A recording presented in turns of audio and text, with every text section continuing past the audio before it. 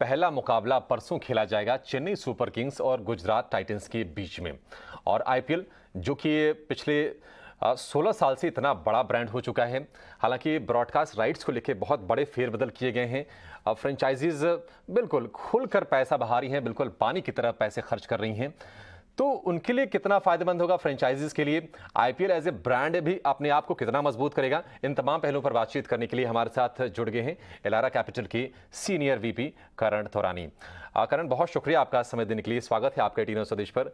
करण, निश्चित तौर पर एक्साइटमेंट तो सभी को होगा आईपीएल को लेकर। अभी विमेंस आईपीएल भी खत्म हुआ है और कहीं ना कहीं ये गर्व की बात होती है जब हम ये कहते हैं कि आईपीएल जो है दुनिया की दूसरी सबसे बड़ी लीग है।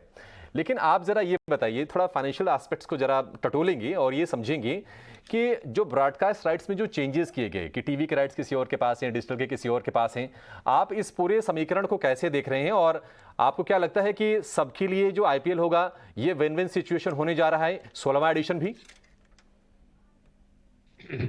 गुड मॉर्निंग जी। तो मेरे हिसाब से आई थिंक अगर हम आईपीएल की बात करें, डेफिनेटली ये जो टीम ओनर्स है इनके लिए बहुत बड़ा विन विन सिचुएशन है। बिकॉज लास्ट ईयर जो मीडिया राइट्स की जब ऑक्शन हुई थी जून में, तो मीडिया राइट्स की ऑक्शन 48 to 49,000 करोड़ के आसपास हुई थी 5 साल के लिए।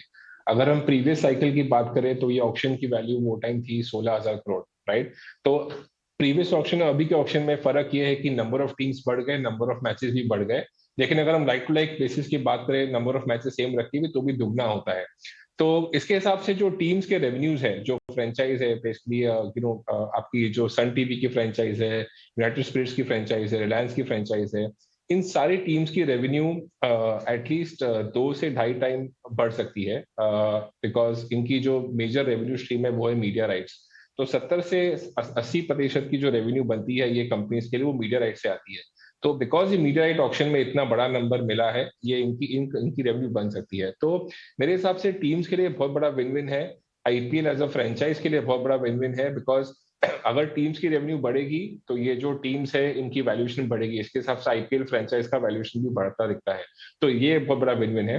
दूसरी अगर हम बात करें कि ये टाइम क्या हुआ है, कि ये टाइम जो टीवी और डिजिटल राइट्स है वो अलग अलग दिए गए हैं अनबंडल करके। हमेशा से अगर हम बात करें तो टीवी डिजिटल राइट्स हमेशा साथ में दिए जाते थे, जो स्टार के पास था पिछले 2 साइकिल का। तो इसकी वजह से क्या हुआ है, ये एक बहुत ही बड़ा नेगेटिव इम्पैक्ट है इंडस्ट्री के लिए, मीडिया राइट्स ओनर्स के लिए। बिकॉज उन्होंने बहुत ज्यादा पैसा खर्चा किया है मीडिया राइट्स के पीछे। तकरीबन अगर हम बात करें 10,000 करोड़ रुपए खर्चा किए हैं सालाना एवरेज अगर हम बात करें तो, जिसमें से 5,000 करोड़ खर्चा किया है टीवी राइट्स के लिए, 5,000 करोड़ खर्चा किया है डिजिटल राइट्स के लिए। तो इसकी वजह से क्या होएगा कि आई थिंक एक बहुत बड़ा वॉर टाइप हो जाएगा टीवी और डिजिटल में। क्योंकि इससे एडवर्टाइजर्स भी काफी मिक्स हो जाएंगे। तो पहले के टाइम पे अगर आप स्टार की बात करें तो उनके पास टीवी डिजिटल दोनों था। तो वो क्या करते थे, एडवर्टाइजर को बंडल डील देते थे कि टीवी के साथ डिजिटल भी ले लो और इतने मुझे पैसे दे दो। अब क्या हो गया है कि दोनों अलग तरीके से एडवर्टाइजर्स को चेस करेंगे। डिजिटल वाले बोलेंगे कि हमारे यहाँ पे सबसे ज्यादा ग्रोथ है, हमारी नंबर ज्यादा है, और एडवर्टाइजर्स को चेस करेंगे। टीवी वाले अपनी डिफेंस रखेंगे। तो मेरे ख्याल से ये जो डिवाइड आ गया है, इसकी वजह से जो मोनेटाइजेशन बोलते हैं, जैसे कि अगर हम बात करें लास्ट ईयर की आईपीएल की बात करें, मेरे हिसाब से तकरीबन 4.5 से 5,000 करोड़ की रेवेन्यू आई थी टीवी डिजिटल, जब एक एक स्टार के पास था। अब this time around I think जो टीवी डिजिटल की रेवेन्यू है, अगर हम बात करें, अभी तो मार्केट सिचुएशन भी चेंज हो गया लास्ट ईयर से ये साल में। न्यू एज कंपनीज एडवर्टाइजिंग कम करके एड बजट्स पे नेगेटिव इम्पैक्ट आ गया। बट उसको हटा के भी अगर हम बात करें तो 25 to 30% का नेगेटिव इम्पैक्ट है। बिकॉज एडवर्टाइजर्स कुछ होंगे जो बोलेंगे मुझे सिर्फ डिजिटल करना है, या तो बड़े एडवर्टाइजर्स होंगे वो बोलेंगे मुझे सिर्फ टीवी करना है। तो इसकी वजह से आई थिंक ये डिवाइड की वजह से इनका जो रेवेन्यू स्ट्रीम है मीडिया कंपनीज का, जिन्होंने ये राइट्स लिया है, उन पे नेगेटिव इम्पैक्ट दिखता है।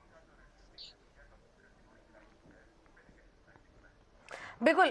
ये जो आपने टीवी से डिजिटल ट्रेंड के तरफ शिफ्ट होने की बात की है, इसी पर अगला सवाल था। ये आप कंसर्न तो देख रहे हैं, बट गोइंग फॉरवर्ड क्या आपको लग रहा है कि फिर इसमें मीडिया कंपनी को कुछ स्ट्रैटेजिकली कुछ करने की ज़रूरत है, या फिर पूरी तरीके से डिजिटल पर ही जो अटेंशन है, फोकस है, वो शिफ्ट होता हुआ नजर आ रहा है आपको?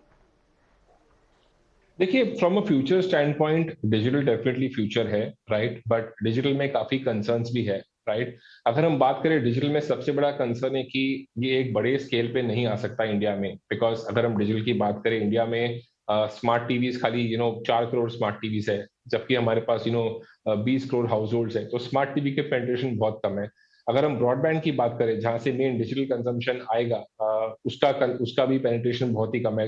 हार्डली कुछ 2 करोड़ हाउस होल्ड्स के पास ब्रॉडबैंड कनेक्शन है today in our country. So I think ये दोनों नंबर को देखते हुए डिजिटल की ग्रोथ डेफिनेटली होएगी, बट वो स्लो एंड स्टडी होएगी। एक साल में ऐसा नहीं कि डिजिटल ग्रोथ होएगी। दूसरा, आई थिंक बड़ा डिस्ट्रप्शन हुआ है कि ये टाइम आईपीएल फ्री है। इसके पहले अगर हम बात करें तो डिजिटल में आईपीएल के लिए सब्सक्रिप्शन फी देना पड़ता था, अभी सब्सक्रिप्शन फी नहीं है, पूरा एड ड्रिवन मॉडल कर दिया गया है। सो बहुत सारे डिस्ट्रप्टिव चेंजेस हुए हैं। तो अगर हम नंबर्स की बात करें तो मेरे ख्याल से लास्ट ईयर अराउंड 75 से 80% की जो रेवेन्यू थी आईपीएल की, वो टीवी से आई थी, और बाकी 20-25% आपकी डिजिटल से आई थी। तो इस साल डिजिटल का रेवेन्यू डेफिनेटली बढ़ते हुए दिखता है 30 से 35%, बट उसका मेजर रीजन ये होगा क्योंकि आईपीएल डिजिटल पे फ्री कर दिया गया है, राइट। ऐसा नहीं है कि लोगों को टीवी पे आईपीएल नहीं देखना है, बिकॉज आई थिंक अगर हम आईपीएल की बात करें, स्पोर्ट्स की बात करें, ये एक बहुत ही कंपेलिंग जॉनर है। पीपल आईपीएल जो लोग देखते हैं वो लार्ज ग्रुप्स में देखते हैं, बड़े स्क्रीन पे देखते हैं। तो इंडिया में अगर बड़े स्क्रीन, अगर स्मार्ट टीवी के नंबर्स ही छोटे हैं, तो डिजिटल पे बड़ा नंबर लेकर आना बहुत ही मुश्किल काम होगा। दूसरी बात ये कि मोबाइल पे लोग आईपीएल जरूर देखते हैं, लेकिन जो टाइम स्पेंड करते हैं एक मैच देखते वक्त, वो बहुत कम होता है। क्योंकि अगर 3 घंटे की मैच है तो मे बी किसी ने आधा 1 घंटा मोबाइल पे देख लिया, बाकी जो मेजर चंक ऑफ टाइम है वो बंदा टीवी पे देखेगा। बिकॉज टीवी पे आपको क्या है कि एक्सपीरियंस मिलता है, बड़ी स्क्रीन पे मैच देखने का मजा अलग होता है। तो मेरे ख्याल से आई थिंक एक बहुत डिफिकल्ट चीज होगी कि सारा कुछ डिजिटल पे चला जाए और टीवी यहाँ बहुत बड़ा यूजर हो जाए। बिकॉज टीवी के लिए एक बहुत ही बड़ा प्रोपोजिशन है कि ये जो कंटेंट है, स्पोर्ट्स कंटेंट है, ये लोग बड़े ग्रुप्स में देखते हैं और बड़े स्क्रीन पे देखते हैं, जो कि डिजिटल में अभी तक ये इंफ्रास्ट्रक्चर बन रहा है स्मार्ट टीवी का और डेटा। करण जी, मैं वही आपसे पूछने जा रहा था कि देखिए टीवी व्यू करने के डायनामिक्स भी तो चेंज हो गए। आज हम डिजिटल पे जरूर है, लेकिन हम अल्टीमेटली टीवी देख रहे हैं, तो कहीं ना कहीं वो एक चीज़ ध्यान में रखनी चाहिए। दूसरी चीज़ आपसे ये जानेंगे कि निश्चित तौर पर इतना बड़ा जब स्पोर्टिंग इवेंट है, दुनिया की सबसे बड़ी लीग है, तो हर एडवर्टाइजर आना चाहता है इस प्लेटफॉर्म पर। तो क्या जो एडवर्टाइजर्स हैं, जो कंपनियां हैं, जो अपने एडवर्टीजमेंट्स देती हैं, उनको अब कहीं ज़्यादा खर्च करना पड़ेगा? उसके लिए क्या वो अपनी इच्छा दिखाएंगे खर्च करने को लेकर, या फिर थोड़ा सा उसके बारे में फिर से वो प्लान करेंगी अपना स्ट्रेटजी को? मेरे ख्याल से कोई एडवर्टाइजर ज्यादा खर्च नहीं करेगा। एडवर्टाइजर के बजट्स तो वैसे ही रहेंगे जैसा होते हैं। इनफैक्ट लास्ट ईयर से ये साल में ज्यादा ग्रोथ भी नहीं आएगा, because every advertiser is cutting cost in some or the other way. तो अगर हम मान के चले कि एक एडवर्टाइजर जिसने 100 रुपए लास्ट ईयर खर्चा किया था, वो ये साल भी 100 रुपए खर्चा करेगा। इफेक्टिवली उसका जो स्प्लिट है डिजिटल में, लास्ट ईयर 25 रुपए था, टीवी पे 75 था। तो वो मेरे हिसाब से 25 का 30-35 हो जाएगा और टीवी का 60-65 हो जाएगा। तो एक स्प्लिट चेंजिंग जो चीज है वो तो स्ट्रक्चरली दिख ही रही है कि अगले 5 साल में digital is the future. But जब हम लाइन शेयर की बात करें, जो लार्ज शेयर की बात करें, वो अभी तक टीवी पे रहेगा। बिकॉज प्रॉब्लम ये है कि TV is basically mass campaigning. तो डिजिटल में क्या होता है कि आपकी जो रीच होती है वो कोई ना कोई तरीके की लिमिटेशंस होती है। TV is mass campaigning because TV में लोग बड़े नंबर्स में देखेंगे। टीवी में जो ऑडियंस है आपका, वो middle age, old age, young age, सारा एज का ग्रुप का ऑडियंस होता है। तो मेरे ख्याल से जो टीवी का जो प्रोपोजिशन है वो बहुत ज्यादा स्ट्रांग है। आई थिंक 3 से 5 साल के बाद टीवी को थ्रेट है, अगले 3-4 साल में टीवी को थ्रेट दिखता नहीं दिखता। ठीक है, यानी कहने का मतलब ये है आपका करण कि भले ही डिजिटल की पैठ बढ़ रही हो, लेकिन अभी 4-5 साल तक कोई टेंशन की बात नहीं है। टीवी पर ज़्यादा आईपीएल देखा जाएगा और उसको अभी भी एक एज मिलता रहेगा, उसको एडवांटेज एक मिलता रहेगा।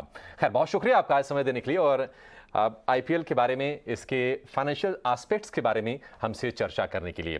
तो शुक्रवार से आईपीएल का आगाज़ हो जाएगा 16वें सीज़न का, और महंगे ब्रॉडकास्टिंग राइट्स और नई टीमों के आने से इस बार का आईपीएल सीज़न और ख़ास हो गया है।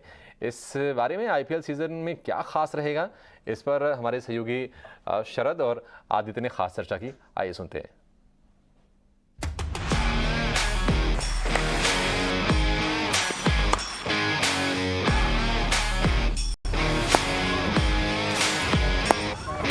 नमस्कार, मैं हूं आदित्य ईटी नाउ स्वदेश से।